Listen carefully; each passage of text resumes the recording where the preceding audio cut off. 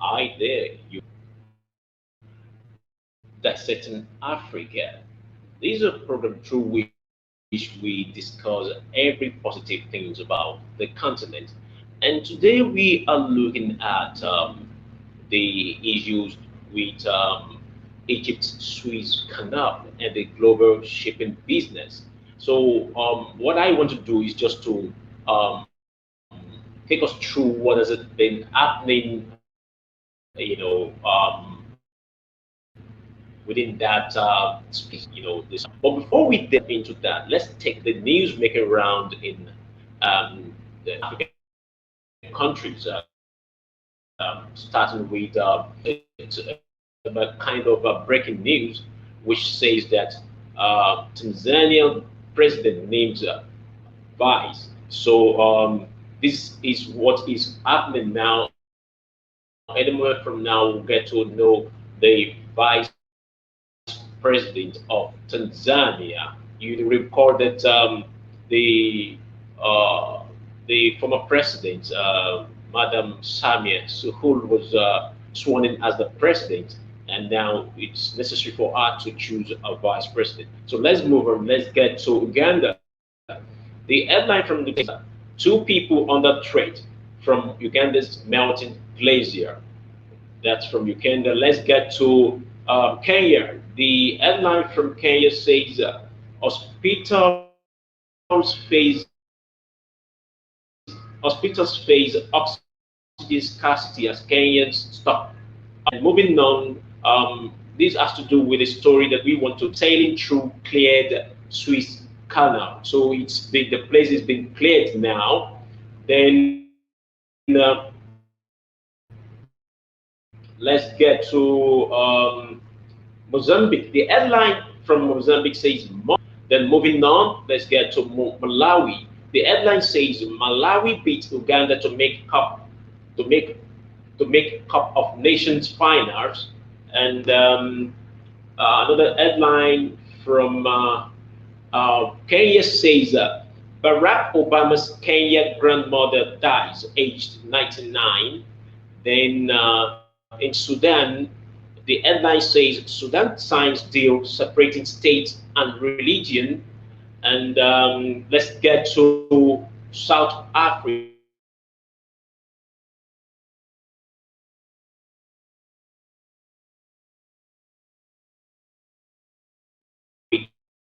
The headline from South Africa says Charles notes Johnson and Johnson versus. So these are the headlines making news around Africa. Now let's get to our discussion for today. We are looking at the Suez Canal and the global shipping business. And we are starting of headline kind of we'll start with the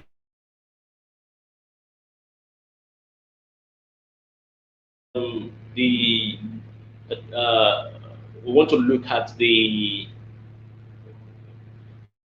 want to look at I'm going to go through kind of right now. The Suez Canal is an artificial sea level waterway in Egypt connecting the Mediterranean Sea to the Red Sea through the Isthmus of Suez and dividing Africa and Asia. In 1858, Ferdinand de Lesseps formed the Suez Canal Company for the express purpose of building the canal. Construction of the canal lasted from 1859 to 1869 and took place under the auspices of the Ottoman Empire. The canal officially opened on the 17th November 1869. It offers watercraft a more direct route between North Atlantic and the Northern Indian Oceans via the Mediterranean Sea and the Red Sea, thus avoiding the Southern Atlantic and Southern Indian Oceans and reducing the journey distance from the Arabian Sea to London by approximately 8,900 kilometers. or 8 days at to 10 days. It extends from the northern terminus of Port Said to the southern terminus of Port Taufik at the city of Suez. It length is 193.30 kilometers, including its northern and southern access channels. In 2020, over 18,500 vessels traversed the canal, an average of 51.5 per day. The original canal featured a single-lane waterway with passing locations in the Bala bypass and the Great Beaten Lake. It contained, according to Alois Negri's plans, no lock systems with seawater flowing free through it. In general, the water in the canal north of the Beaten Lakes flows north in the water and south in summer. South of lakes, the current changes with the tide at Suez. While the canal as such was the property of the Egyptian government, European shareholders, mostly French and British, owned the concessionary company which operated it until July 1956 when President Gamal Abdel Nasser nationalized it, an event which led to the Suez Crisis of November 1956. The canal is operated and maintained by the state-owned Suez Canal Authority of Egypt under the Convention of Constantinople. It may be used, quoting, in time of war as in most time of peace by every vessel of commerce or of war, without distinction of flag. Nevertheless, the canal has played an important military role, strategic role as a naval shortcut and stock point. Navies with coastlines and bases on the Mediterranean Sea and the Red Sea have a particular interest in the Suez Canal. After Egypt closed the Suez Canal at the beginning of the Six-Day War on June 5, 1967, the canal remained closed for precisely 8 years, reopening on 5 June 1975. The Egyptian government launched construction in 2014 to expand the widen the Bala bypass for 35 kilometers to speed up the canal's transit. The expansion intended to nearly double the capacity of the Suez Canal from 49 to 97 ships per day at a cost of 5.4 billion Egyptian pounds. This project was funded with interest-bearing investment certificates issued exclusively to Egyptian entities and individuals. The new Suez Canal, as the expansion was dubbed, was opened in a ceremony of 6 August 2015. So that's about the story that we think you need to know about the Suez Canal. But now, what is the relationship between the canal, Egypt, and the global shipping business? Recently, the one of the biggest commercial ship, got stopped on the canal, on the Suez Canal. The ship is as long as 400 meters. That's the size of 4 football fields. So it got stuck, and other vessels traversing this corridor were stopped. So in terms of cost, the shipping industry lost huge amount of money. According to experts, we are looking at something in the range of 9 billion per day. And when you calculate that for the number of days that the ship was there, it's amounted to something huge. And ever since that happened, the governments of various African countries, the government of various governments of the world have been clamoring and looking for ways to find a lasting solution. Now, what we are looking at, the implication. The sector experienced this terrible thing because the ship got stuck. And this is why we are looking at it today, that what are the things that businesses need to do, because we are looking at a situation whereby a never-ending ship goes sailing. Whenever any ship goes sailing, we are talking money.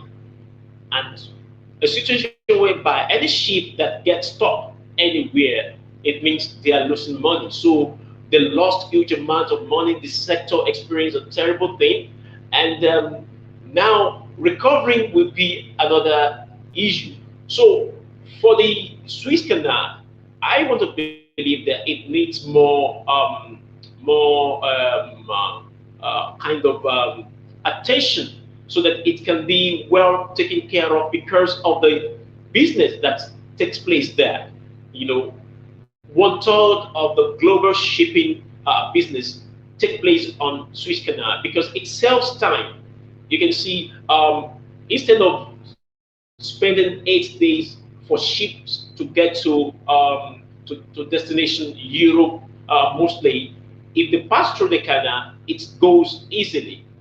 And we are talking about efficiency, currently. So this is the kind of thing that the Suez Canal does. So it now beholds on the government of Egypt to find a way, of probably expanding the Suez Canal so that businesses can be going, because it is part of Africa, and it is part of what Africa can benefit from. It is part of what is helping the economy of the continent in a way, because whenever Egypt makes money from these, because the Suez Canal belongs to Egypt, it was formerly owned by some merchants from Europe, but it has been nationalized by Abdel Ghazal, the former president of Egypt. So currently, in order to forestall an incident of this nature, government of Egypt needs to do something, because whatever affects Egypt affects the entire continent. And so far, we are talking about trade and business. So far, we are talking about things that will make the continent and the country to move forward. So the government of Egypt needs to come up with strategies so that probably to dig the canal more, or expand it so that it can accommodate more vessels, so that we don't experience what we experience currently. As we speak to you, the ship has been cleared, and vessels are now passing through the canal, through the canal, and this is a good thing for global shipping business. So invariably, we hope that those that are concerned, when it comes to doing business of shipping or shipment, will find a lasting solution to this. So this is our thought on the Suez Canal, concerning the African issue, because it's part of African country, the Suez Canal, and it's a very, very strategic business route for shipping, shipping of goods to different parts of the world. So it's on this note that I want to end today's edition of Dissecting Africa. Follow us on Kalo Africa TV. Discuss with us what we need to do together so that we can see how we can maintain a business relationship. Watch some of our other programs that will come to your viewing on this platform. I remain Kazim Balogun. Thank you for watching, and bye-bye for now.